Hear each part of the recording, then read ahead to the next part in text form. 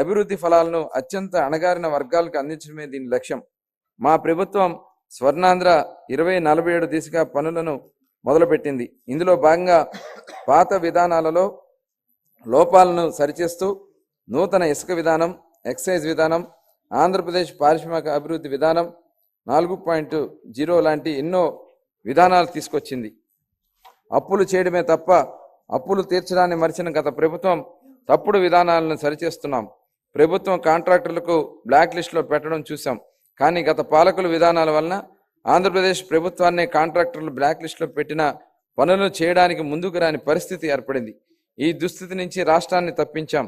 June 2024 నుండి రాష్ట్ర ఆర్థిక వ్యవహారాలను సమర్థవంతంగా నిర్వహించడం ద్వారా ప్రభుత్వాన్ని గాడిలో పెడుతున్న విధానాలను మచ్చుకు కొన్ని తెలియజేస్తున్నాం.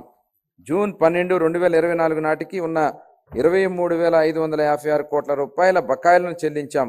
అధ్యక్ష, గత ప్రభుత్వం 93 కేంద్ర ప్రాయోజిత పథకాలను నిలిపివేసింది. 93,371 కోట్ల రూపాయల బకాయిలను చెల్లించడం ద్వారా 74 పథకాలను మా ప్రభుత్వం పునః ప్రారంభించింది. దీనివలన కేంద్ర ప్రభుత్వం నుంచి మన రాష్ట్రానికి మరిన్ని నిధులు లభించాయి. నీటిపారుదల, రహదారులు మరియు ఇతర పనులకు సంబంధించి 12,735 కోట్ల రూపాయల బకాయిలను చెల్లించడం వల్ల రాష్ట్ర ఆర్థిక వ్యవస్థ పునరుత్తేజమైంది.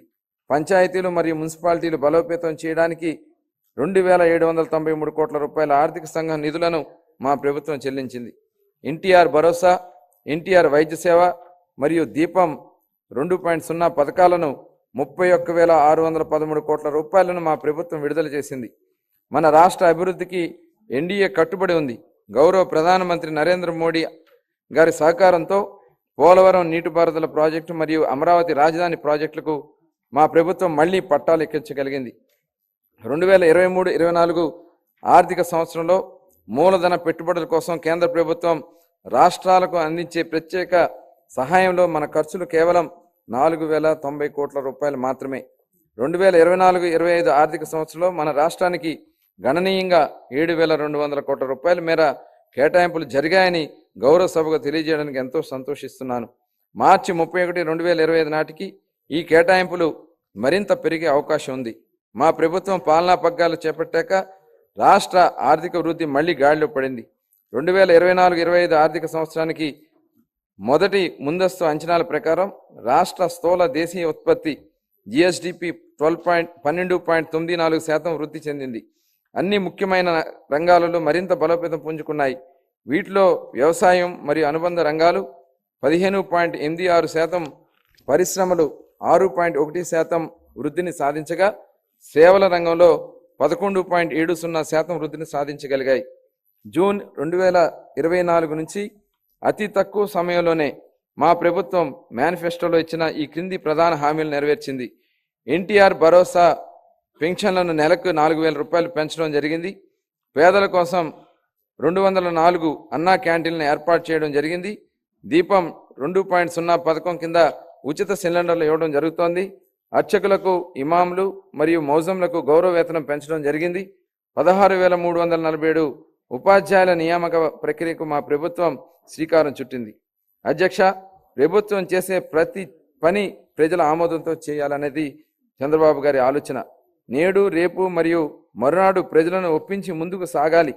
ప్రజాస్వామ్యంలో ఇది నిరంతర ప్రక్రియ అని ముఖ్యమంత్రి గారు పదే పదే చెప్తారు. బడ్జెట్ అనేది కేవలం కేటాయింపులు మాత్రమే కాదు, ప్రజల ఆశలు, ఆకాంక్షలు, అభివృద్ధి, సంక్షేమం ఉన్న వనరులతో వీటిని సమతూకంగా చేయడమే బడ్జెట్ ప్రక్రియ.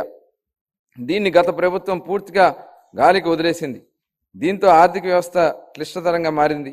దీన్ని సరిదిద్దే దిశగా 2024-25 ఆర్థిక సంవత్సరం బడ్జెట్ మన రాష్ట్ర దిద్దుబాటుకు పునాది వేసింది.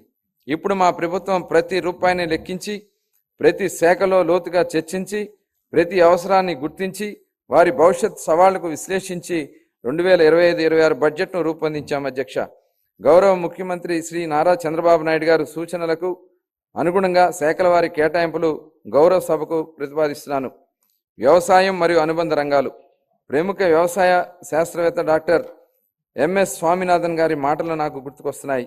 వ్యవసాయం గాడి తప్పితే మరేదీ సక్రమంగా సాగడానికి అవకాశం ఉండదు. మన రాష్ట్రం వ్యవసాయ రంగంలో 62% జనాభాకు ఆసరాగా ఉంటూ మన ఆర్థిక వ్యవస్థకు వెన్నెముకగా నిలుస్తోందన్నది వాస్తవం. వ్యవసాయ రంగం ఎంతో ప్రాముఖ్యత కలిగి ఉన్నప్పటికీ ఈ రంగానికి సంబంధించిన అనేక కీలక పథకాలను అమలు చేయడంలో గత ప్రభుత్వం పూర్తిగా విఫలమైంది. వివిధ వ్యవసాయ పథకాల కింద చెల్లించవలసిన 5,510 కోట్ల రూపాయల బకాయిలను గత ప్రభుత్వం చెల్లించలేదు. వీటిలో 693 కోట్ల రూపాయల బకాయిలను మా ప్రభుత్వం చెల్లించింది. రాష్ట్రీయ కృషి వికాస యోజన కింద చేపట్టే డ్రిప్ ఇరిగేషన్ పథకాన్ని గత ప్రభుత్వం కొన్ని సంవత్సరాలుగా అమలు చేయలేదు. అసలు డ్రిప్ ఇరిగేషన్ ప్రాజెక్టుకు ఉన్న ప్రాధాన్యత గత పాలకులకు ఏం తెలుసు అధ్యక్ష? డ్రిప్ ఇరిగేషన్ అనేది ఈ దేశంలోనే లేని రోజుల్లో దాని ప్రాధాన్యతను గుర్తించిన నాయకుడిని చూశాం. దేశం అంతటా డ్రిప్ ఇరిగేషన్ ఉన్న ఈ రోజుల్లో దాన్ని నిర్లక్ష్యం చేసిన గత పాలకుడిని చూశాం. ఈ సందర్భంగా డ్రిప్ ఇరిగేషన్ ఈ దేశంలోనే తొలి అడుగు ఎలా పెట్టిందనేది ఈ తరానికి తెలియజెప్పాల్సి ఉంది. అధ్యక్ష, డ్రిప్ ఇరిగేషన్ గురించి ఎవరు ఆలోచన చేయని 90వ దశకంలో ఇజ్రాయెల్ టెక్నాలజీని రాష్ట్రానికి తేవాలన్నారు చంద్రబాబు నాయుడు గారు.